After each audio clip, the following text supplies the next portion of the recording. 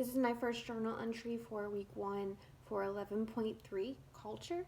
And in general, the entire text is discussing how culture is more than just things such as food and dress and things you can physically see, but it's also those things you can't see and psychological in nature.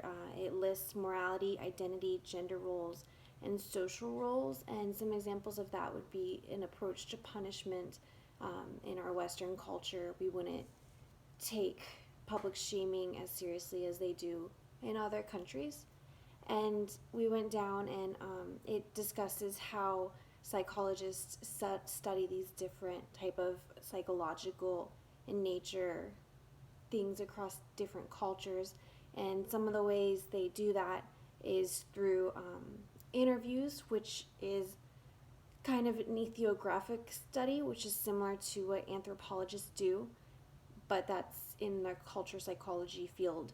And another way that they do that would be through cross-country studies, cross-culture studies, which use a standard scale of measurement. And Diener and Olish did this in 2000 with measuring money compared to happiness and looking at how that affected our overall well-being in life.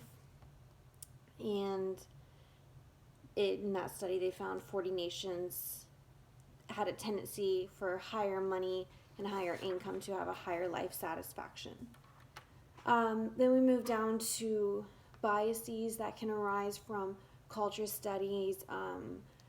Sometimes European researchers or German researchers may not accept another culture as much because that's not their culture and they view things as wrong.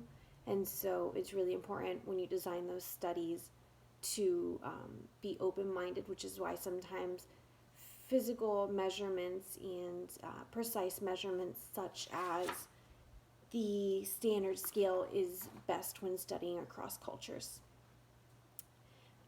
There's some culture in the definition is a word that suggests social patterns of shared meaning. And there's some several features of culture that are central to understanding the uniqueness and diversity of the human mind.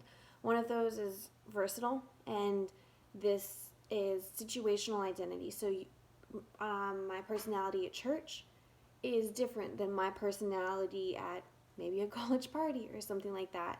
And this is something that will be brought back in later when we talk about shared learning. Sharing is another way that cultures they'll develop and they'll change, but Native Americans are more likely to sit around a fire and share a story, whereas I'm more likely to sit in the living room with my grandparents, but we would never sit around a fire. And so that's how those stories are shared and how culture is passed down from generation to generation. Accumulation is sort of along the idea of your knowledge of that culture grows over time because there's more to learn about and you have more history in that culture. Patterns can be similar and different across culture, but it's that idea of adapting, sharing, and storing culture information as well and how that's conducted. So in the section that talks about thinking about culture, here's some ways to phrase this concept. One of them is progressive culture, and that was the idea in the 19th century that culture is based on art and how much knowledge you have. And sometimes kind of my side thought for that was in more developed countries we may feel like we have more culture because we're still looking at it at that knowledge base and not that psychological or those physical things like dress and stuff like that. We're still thinking, oh, we're more cultured because we have more knowledge of the world, or we have more scientific information, or we find more things that contribute to science and medical and art in general. The next thing would be ways of life, which is a distinct pattern of beliefs and behaviors shared among a culture. I feel like that's fairly self-explanatory. And next thing is shared learning, which goes back to that situation identity and culture scripts. Your identity changes based on where you are in the culture. Like my example, I'm going to be different at church than I am at a college party. The next thing it talks about is how these culture differences can create disagreements. And one way that I've seen that is my best friend's Brazilian. And when I first went over to her house, her mom was really offended that I wasn't hungry. And in their culture, one way they showed love is to share food. And she felt like I was being rude because I wasn't hungry and I didn't want to eat her food. Whereas I grew up in a culture where you don't just take. It's you're trying to be respectful of like, oh no, I don't want to take stuff out of your fridge. Where she found that as offensive. So learning different cultures definitely develops self-awareness, because now that I've been with my best friend long enough, I realize that in the Brazilian culture that's important to them is to eat their food and not deny that. So the next thing we talked about is individualism and collectivism, and that's the idea that in Western culture specifically, this talks about Australia and the United States, we tend to think of ourselves as individuals, and we describe ourselves in I am honest, I am I can't think of anything I am.